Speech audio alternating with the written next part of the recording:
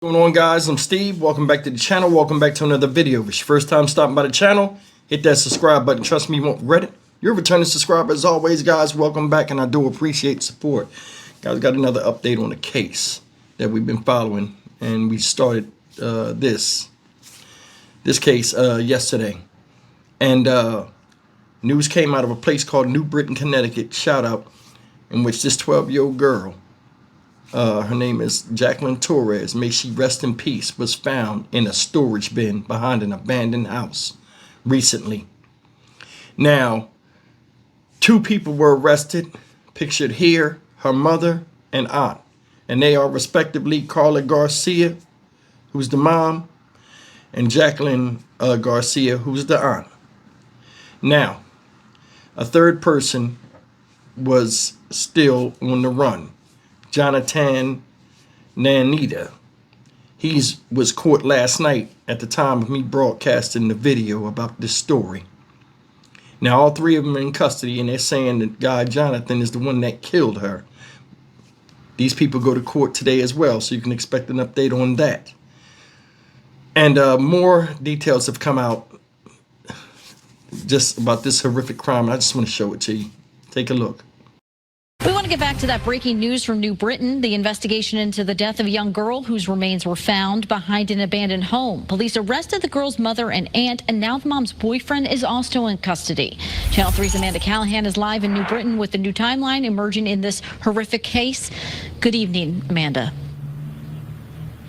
Well, Sam, this memorial for Jacqueline Torres continues to grow outside that abandoned house on Clark Street. It was last week when New Britain police received an anonymous tip saying that there was suspicious activity going on in the backyard of the home. That's where officers found Jacqueline's remains inside a plastic container. But police are now saying that they believe she was killed about a year ago inside her Farmington home. I think the facts that you have, that she probably died a long time ago, and was stowed away is probably enough to show you what we are dealing with here. A homicide investigation spanning across two communities. Jacqueline Torres's remains were found in New Britain last Wednesday, and officers have been working tirelessly to piece together what happened. Farmington's police chief says the young girl was likely killed nearly a year ago in his town. Evidence indicates that Jacqueline was the victim of prolonged physical abuse and malnourishment prior to her death. It is also believed that following her death, Jacqueline's body was kept in the family's basement and subsequently moved when the family relocated from Farmington in March of 2025. Jacqueline's mother, Carla Garcia, is now charged with murder. Carla's sister, Jacqueline Garcia, is charged with child cruelty. Police also arrested the mom's boyfriend, Jonathan Nanita, who is also accused of murdering the girl. The detectives are focused on, one, really proving the case. Just because they've made an arrest, they probably likely still have a lot of work to do, and there's another suspect out there.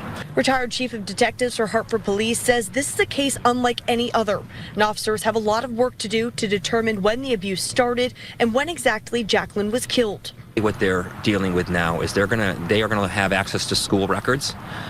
They'll have access to whatever financial records are out there.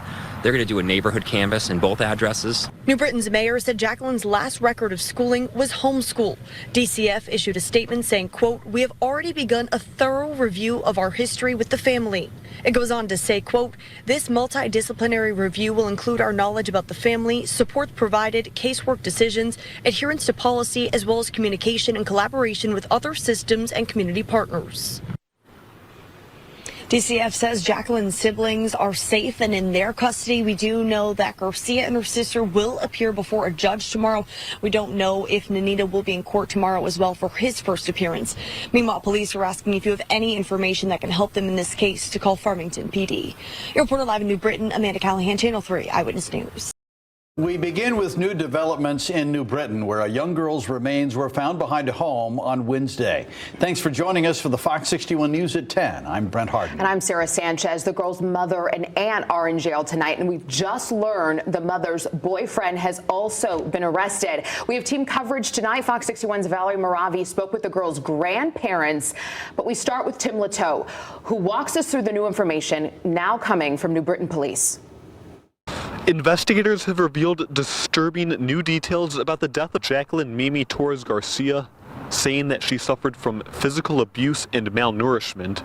Police say it came at the hands of her mother, her aunt, and the mother's boyfriend. The initial reports were that someone was in the rear of the property dropping off items to include that storage bin. The investigation into Jacqueline Garcia Torres' death began with an anonymous caller who reported suspicious activity in the backyard of an abandoned New Britain home on Wednesday, but it unraveled into a disturbing case of alleged child abuse and accusations that her body was hidden for a year by the young girl's own family members. Evidence indicates that Jacqueline was the victim of prolonged physical abuse and malnourishment prior to her death.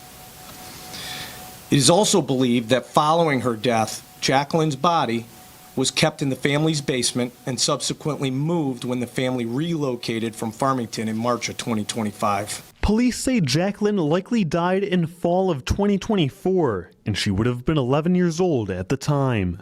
Jacqueline's mother, Carla Garcia, was arrested Sunday night and is being held on a $5 million bond for murder, tampering of physical evidence, unlawful restraint, and other charges. The mother's sister, Jacqueline Garcia, was also arrested and is being held on a $1 million bond for cruelty to a child. Police took the mother's boyfriend, Jonathan Nanita, into custody late Monday night. The people standing behind me have been working since this call came in nonstop, 24/7. So it takes a toll mentally, physically, and it's very difficult for us to contemplate how this can happen. More than a dozen investigators are working on the case, and some gathered with tears in their eyes. Despite DCF being involved with the family in the past, Jacqueline had been documented as being homeschooled. Police say that made it difficult for the community to realize she was missing, and it makes that anonymous call all the more valuable. I want to thank the initial caller for speaking up, for having the courage to say something. Without that initial call, no one can say for certain where we would be at this point in time. DCF says it has started to review its history with the family and that Jacqueline's siblings are safe and are together in state custody. The mother and aunt are expected in Litchfield County Court on Tuesday. In New Britain, Tim Latow, Fox 61. All right, guys, all three people are in custody. And I'm going to be honest with you. At this point, I don't know who to believe of who killed this girl, because I think all of them are responsible. So it didn't even matter who delivered the death blow. Some people allowed it. Some people enabled it. And whoever did it. All three of them would be responsible, and they all had the same bond. And they all be out of here.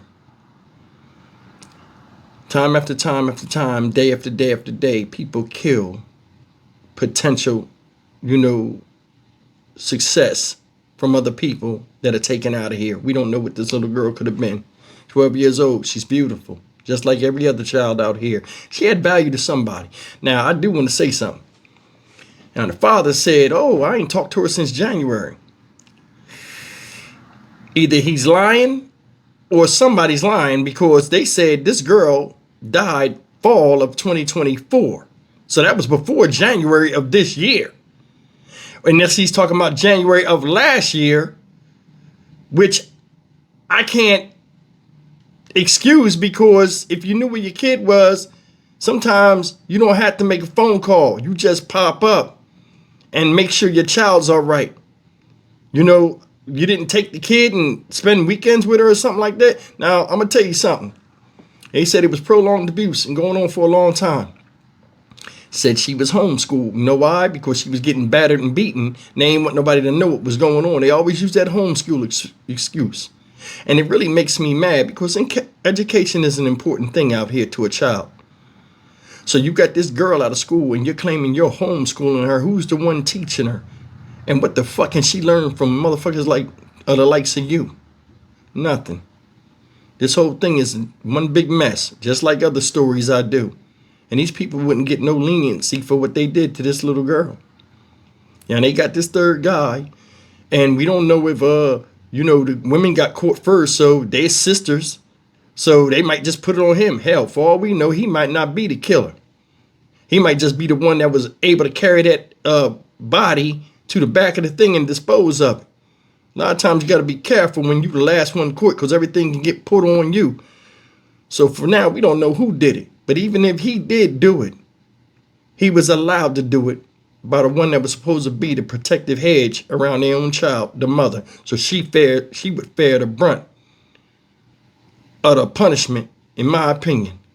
I'm Stock Market Steve for the Dynamic Reason channel. As always, like, comment, share, and subscribe. These people go to court today. You can expect an update. We'll see what happens.